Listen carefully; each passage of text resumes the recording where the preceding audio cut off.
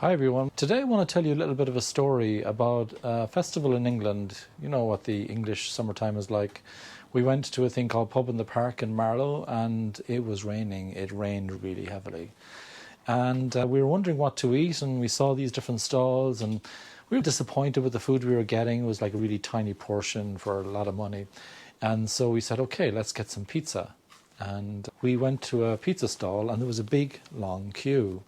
I asked my family to go in under a tent, and I just had an umbrella luckily, and I had rain gear, and I waited in the queue, and I was waiting for quite a while. I was getting a bit impatient, but I was also kind of enjoying the mindfulness of just being in a queue and just observing and watching the world go by and so on.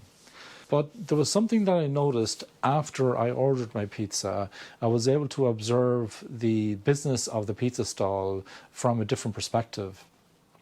And what I noticed was that the person who was taking the orders was really taking his time taking the orders. He was being careful that he took the right order, that he understood what the person was ordering. Then he was checking how is the person getting on with rolling the dough. That dough is being passed on to another person where the dough is already flattened and they put the sauce on and they add the cheese and the ingredients and so on. And then the next step in the process was the dough with the sauce and the ingredients on top. The pre-cooked pizza, if you like, was put on a kind of a tray and then taken by another person and put into the pizza oven, which was an old-fashioned wood-burn pizza oven. And then the pizzas, when they were cooked, they were taken out and put onto another area where a lady was checking the original order, boxing them if there was a batch of 4 pizzas with different styles. She was then checking with the guy who originally took the order. So they were checking not only when the order was taken, but again when the order was being delivered. So there were no mistakes. I observed no mistakes being made in the orders. I was waiting a long time for my pizza, but I noticed something. That they weren't overloading themselves because they were taking their time taking the orders. They slowed down the arrival rate of orders coming to the pizza stall. So it meant it was really like a very good flow, that the people were working completely in tandem. I could see there was a constraint there around the pizza oven. They probably could have done with 2 pizza ovens. And that person seemed to be under a lot of pressure, but they didn't take on any more work than they had the capability to take on. They were fully utilized, but they first optimized their flow. They made sure that the work was flowing properly, and then they stepped up the utilization of each step. People were taking a drink of water every now and then. They were not completely flat out, although the guy at the pizza oven seemed to have less breaks than the others. And I think this is a kind of a lesson to all of us. We also see this on motorways, highways, autoroutes, where in some countries they have traffic lights to stop traffic coming onto the highway. And the reason that they do that is not to just be a nuisance to us, but actually to control the arrival rate of new cars coming onto the highway so that there is optimum flow of traffic going through the highway. So when you're doing knowledge work, we can apply the same principles. Don't take on more work than the capability that you have in your team or in your team of teams. Look at the throughput.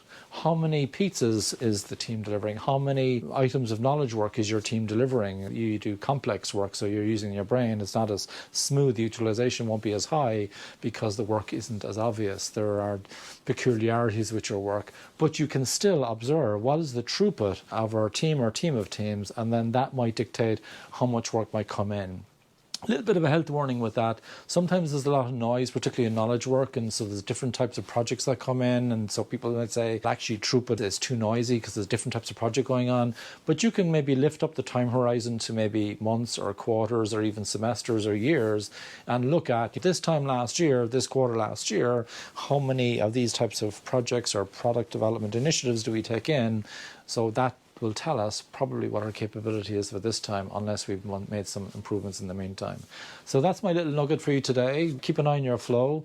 Also talk to the people who are involved in the process and find out what might be frustrating them, because if you overplay flow metrics, if you overplay throughput and cycle time, how long things take, what can happen is if the process is not really within the control of the team or the team of teams, they might get a bit frustrated. Even if we tell them that we don't really, it's not your fault and all that kind of, even if we tell, they still feel a little bit guilty sometimes.